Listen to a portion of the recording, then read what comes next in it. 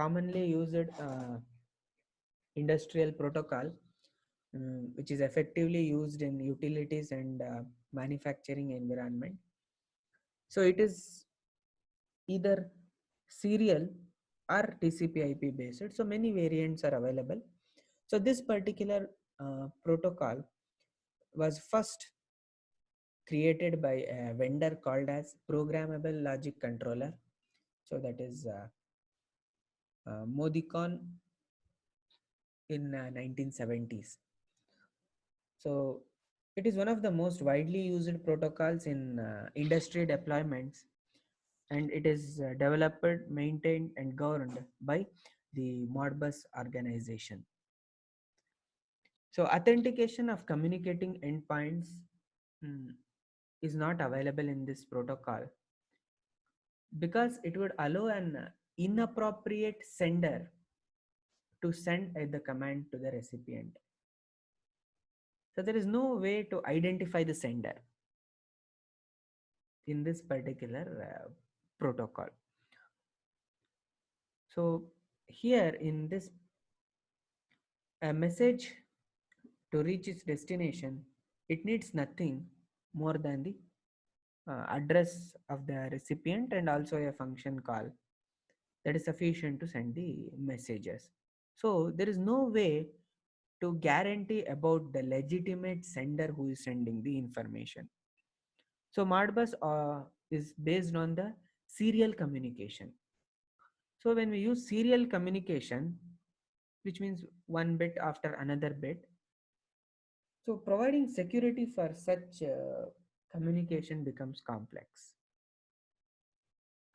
So the ability to stop broadcast function doesn't exist in many of the versions of this particular protocol.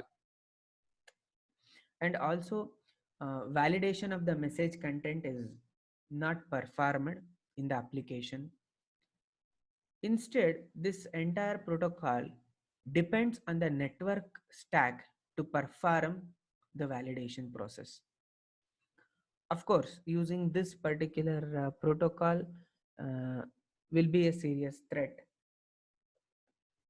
from security perspective.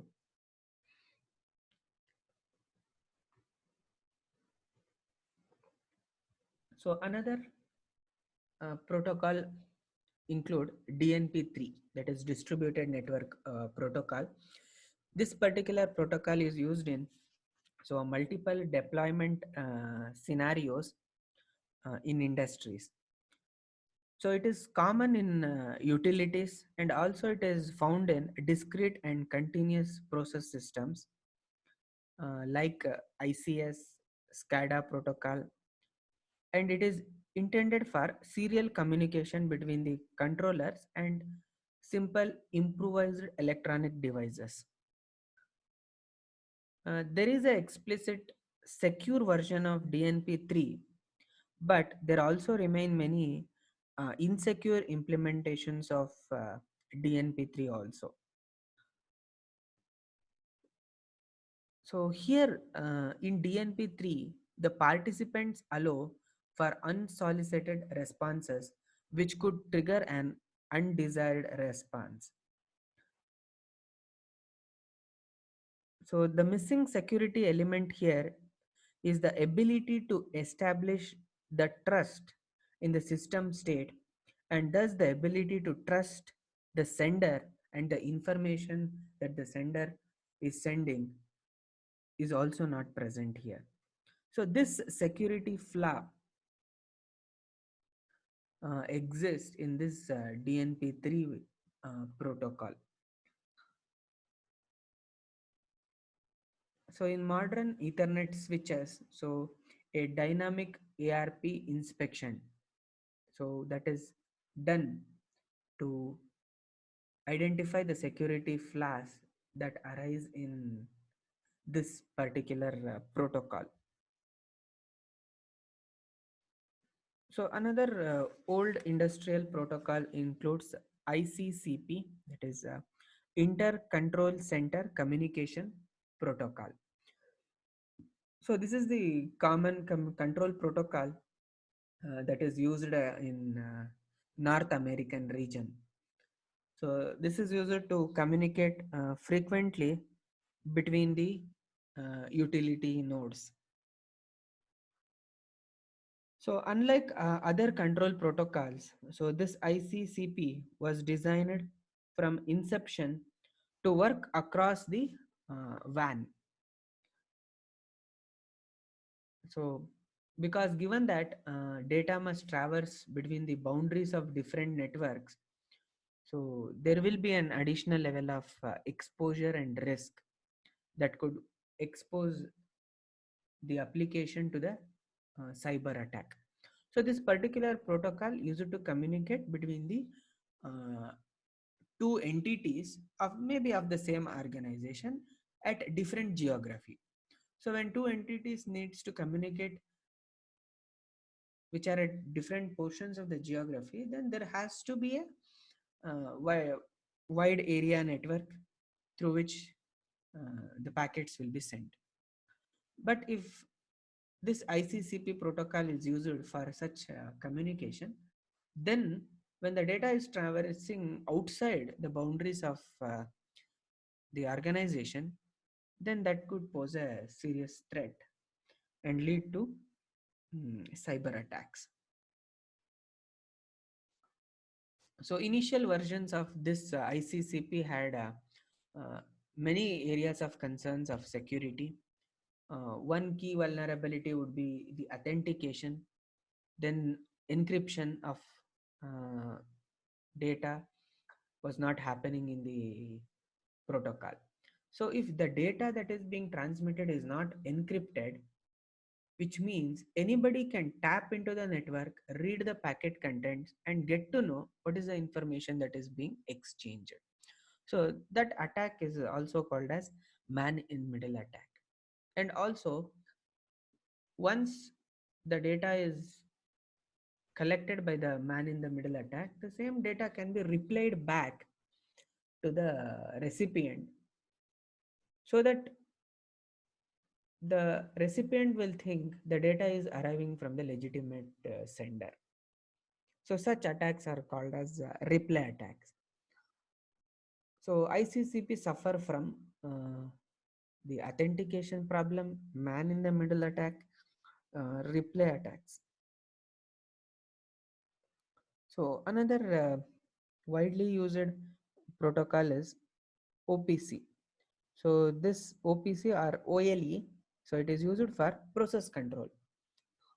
So this is based on Microsoft framework, uh, which is built on object linking and embedding technology, that is OLE technology. So this is an example where an IT standard is used within the IT domain and personal computers. So this particular IT domain based protocol is used to control the industrial network. So in industrial network, OPC is limited to operate at the higher levels of the control space, which are dependent on the Windows platform. So the concerns for this OPC began with the operating system on which it is operating. Many of the Windows devices in operational space are very old and not have a fully patched security module, which will lead to many security risks and well-known vulnerabilities. So we are all aware that in Windows platform, so one operating system, if they launch, they will be in maintenance for certain duration of time. So after which the Microsoft will launch one more version, and for older versions it will keep on maintaining them and providing the security patches. But at one fine time they will stop providing the security patches. But if this same Windows platform is used in OT environment, the OT environment will be operational for very long duration of time, maybe 10 years, 20 years, and 30 years. But the operating system would have been very old and it is not receiving the proper security patches. So most of the OT whatever we have today, they all depend on Windows XP or Windows 2000, even 98, for which the Microsoft has stopped the support. So when a support is stopped, they will no longer receive the security patch. A well-known vulnerability can then be exploited by the attackers. And another concern that this OPC has is its dependency on remote procedure calls. So in remote procedure call, first it requires to clearly understand there are many vulnerabilities associated with RPC. And secondly, it has to identify the level of risk that these vulnerabilities will bring into the operational technology. So there are many other standards which include international electrotechnical communication protocols which are used. So this IEC 61850 standard, so it was created to allow vendor agnostic engineering in power systems, so which would run and allow interoperability between different vendors and standardized communication protocols. So this standard uses three message types, that is MMS, Goose, and SV. So MMS, manufacturing message specification; Goose, that is generic object oriented substation event; and SV, sampled values. So web service is another fourth protocol that is later on added to this IEC tech standard. So MMS, it is a client server based protocol that works on TCP/IP, operates at layer 3 of the TCP/IP architecture, and also it provides the same functionality as SCADA protocols and Modbus, which we discussed earlier. Another message include Goose. It's a layer 2 protocol that operates in MAC layer of TCP/IP.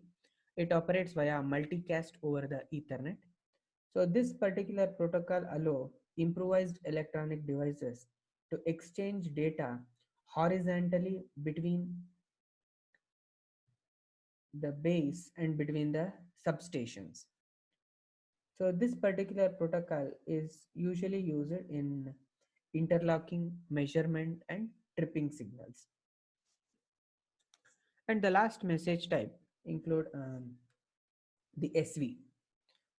So this is again a layer 2 protocol in MAC, mm, which supports multicast. So it carries the voltage and current samples. So it is typically used on a process bus, but it can also be used on a station bus. So these are predominantly used in power systems. So both these Goose and SV, so they operate on publisher subscriber model, and it has no reliability mechanism to ensure that the data is received by the intended receiver, which means there is no acknowledgement system in this message type of IEC protocol. So there are few other protocols. Some are vendor specific. So there is one such framework, that is Prude, Prude model of control hierarchy. So this is again a standard developed by Cisco Systems. Uh, So it is a layered architecture. So it has several zones, that is enterprise zone, manufacturing zone, cell bar area zone, and the safety zone. So there are six different levels of security from level 0 to level 5. So at level 5, so this is the enterprise zone. So in enterprise zone, it works on the enterprise network. So at corporate level applications, maybe enterprise resource planning, customer relationship management, document management, and it will have the services such as internet access, virtual private network entry to the outside world. So this is a higher level of application. So level 4 is about business planning and logistics network. So here the IT service will be utilized for providing many features that include scheduling, material flow application, optimization, planning systems, and local IT services such as emailing, printing, security monitoring, all those things. And in the level 3, that is operational zone. Here in between at level 3 and level 4, we can have DMZ, that is demilitarized zones are also present. So in demilitarized zone means it is a buffer zone where the services and data can be shared between the operational and enterprise zones. So it allows for easy segmentation of organizational control. By default, the node traffic should traverse to DMZ area. So at level 3, it starts with operational zone. So it is also called as manufacturer zone. So it includes operations and control. So in this level, managing of workflows to produce the desired end products, monitoring and controlling of the entire machines in the OT will take place here. So it is a production unit where there will be a scheduling, reliability assurance, system-wide control optimization, security management, network management, and potentially other IT services like DHCP, DNS, and timing will take place in level 3. So level 2 is a supervisory control.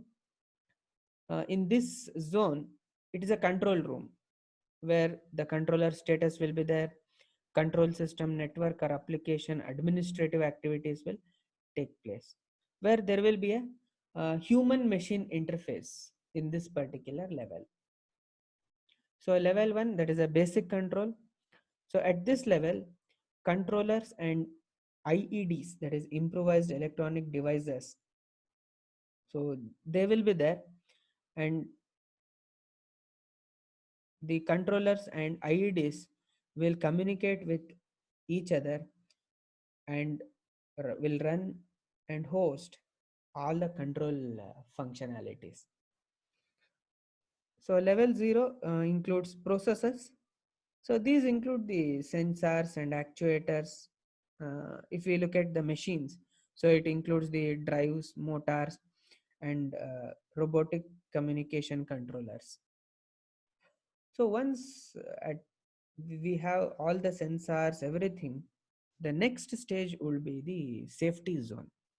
So that is called as safety critical zones. So in this zone, it includes sensor and other equipments that are used to manage the safety functions of the control systems.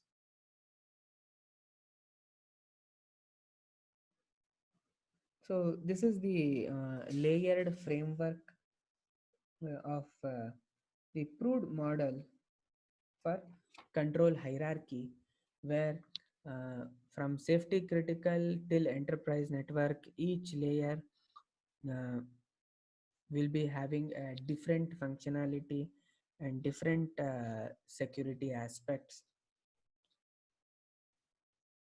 Okay. So we can stop till here for our today's class. So in our next class, we shall study the common